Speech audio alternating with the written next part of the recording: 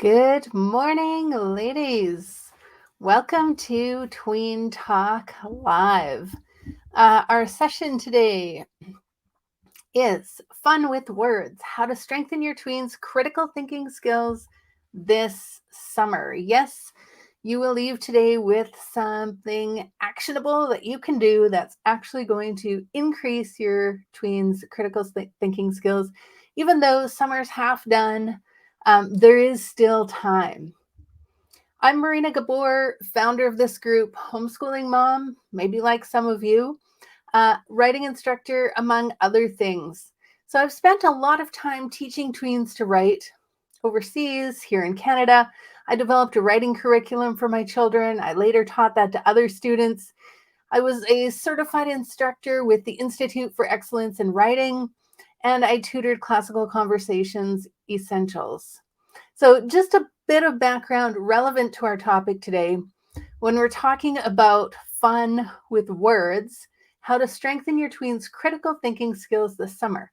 So, how do those things connect?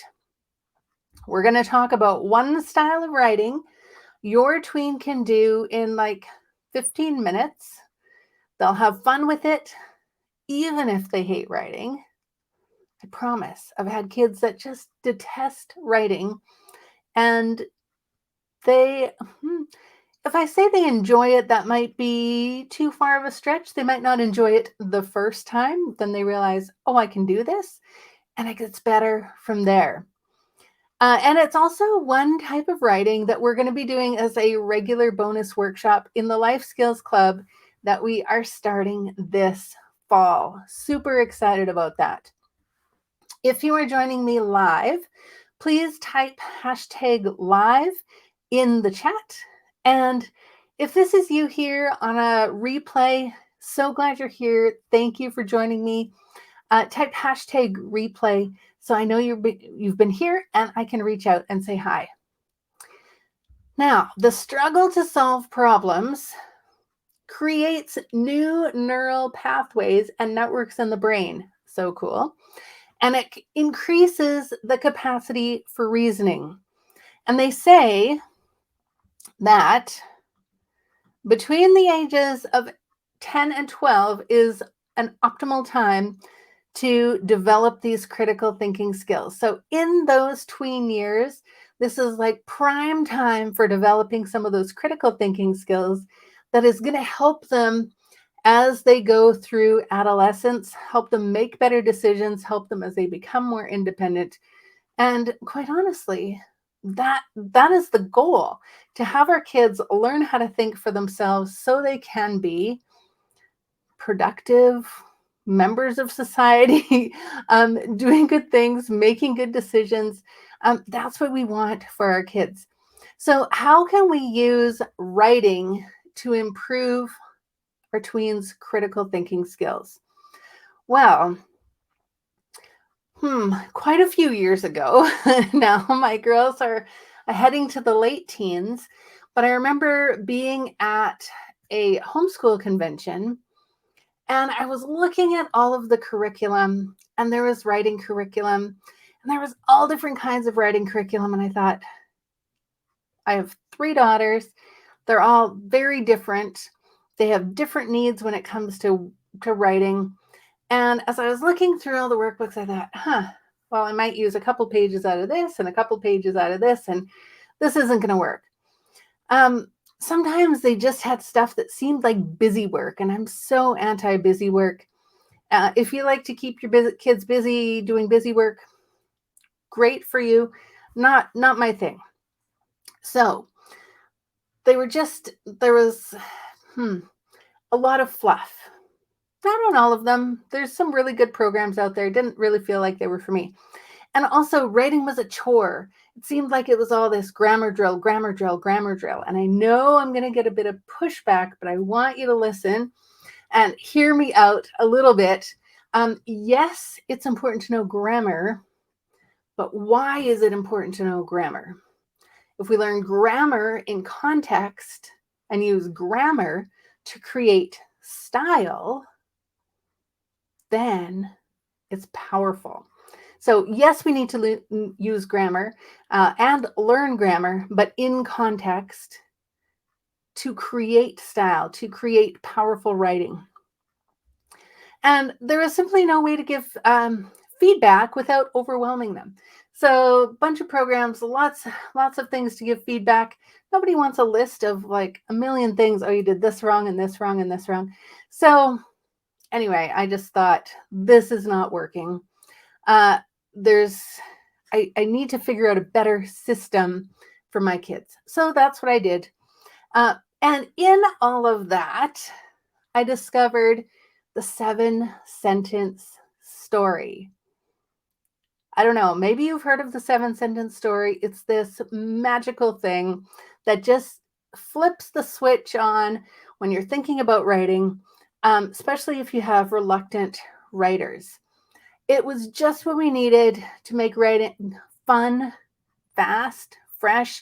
It didn't mean that we didn't learn the other kinds of writing. Didn't mean that at all. It's the entry point. It's the let's get thinking about this. And it must have worked. Now my daughters write for fun. They have stories that go along with character drawings. In fact, recently, one of their friends says, "Why do you like writing essays so much?" And I have to confess, I did feel quite good about that, thinking, okay, this is good. We've made writing fun. We've made it powerful. We've made a reason to write so that they want to do it even if they don't have to. They've written blog posts, articles. They can think through an argument and write persuasively. In fact, a word of warning, once your kids get writing and they're writing persuasively, they may realize that they can persuade you to do the things that they want to do. When my daughter was in her tweens, she desperately wanted a hamster, and I wasn't too keen on having a hamster. And so I said, well, convince me. Write me an essay. I thought, okay, great. So she'll get practice writing, and we'll see. Maybe she can convince me. Well, she had a very compelling argument. She had outlined exactly how she would take care of it, how she would pay for it, what was involved, what she had learned about hamsters, why it would be a good pet for her at this point, and the fact that I wouldn't have to do anything or pay for anything. She was very convincing. And since then, she's had 2 hamsters, taken care of them for their lifespan, and currently has a rabbit. So persuasive writing, just beware, you may end up with extra pets. Now, going into your the tween years, your tween will begin to think critically, but we need to train them to think critically. It's not just going to like magically happen. You might have heard yourself saying like, why did you do that? Well, obviously they didn't think it through, right? But we need to train them to think it through. So one of the ways we can do that is to have them put their thoughts into writing. But when we reduce writing to just assignments and to just, oh, it's time for English, you have to do this, and it's drudgery, you rob them of the chance to experiment with words, experiment with ideas, have fun with words, explore their thoughts without polishing them. Just get things out from their head onto the page to see what are they thinking. Does it make sense? Sometimes when you see things on paper, they made sense in your head. You see them on paper and you go, oh, there's lots of holes in this argument. But then you can see it. So the tween years are the perfect time to develop a love of writing. It's going to build their critical thinking skills because writing is essentially answering a series of questions that you're asking yourself as you go along. What happened next? Why did they do this? What was this character thinking? How did this character feel when this character said this? And so on. You're just asking yourself questions as you go along. But it doesn't just happen naturally. You have to train. You have to learn how to do it. It doesn't mean it's difficult. It just means you have to do it. Also, as they progress in their schooling, whether you're homeschooling, whether they go to public school, whether they go to private school, wherever they're going to school, at some point, if they do further education, they're going to have to do increasingly difficult assignments. Now, I did say, let's not write just for assignments, 100%, but all of this non-assignment writing is going to strengthen their assignment writing because they're going to know how to think through what they need on the page. It also gives them tools for clearer thinking, which leads to clearer speaking, clearer sharing of ideas. Your kids have ideas. Let's help them communicate those ideas by learning how to write them on the page, get their ideas out of their head, format them. What words do we want to use? How do we put words together? Oh, this is more powerful if I do it this way. And that's what I mean by grammar as style. So we're going to use grammar to strengthen that message. And then further down the road, they'll be writing emails for bosses and whatever. Maybe they'll be a copywriter. Whatever future career they pursue, even if it's not a writing-based career, they will need to communicate with the written word. And having this strong foundation is going to help them. It all starts now with writing. So here's how. First, we have this idea of imaginative problem solving.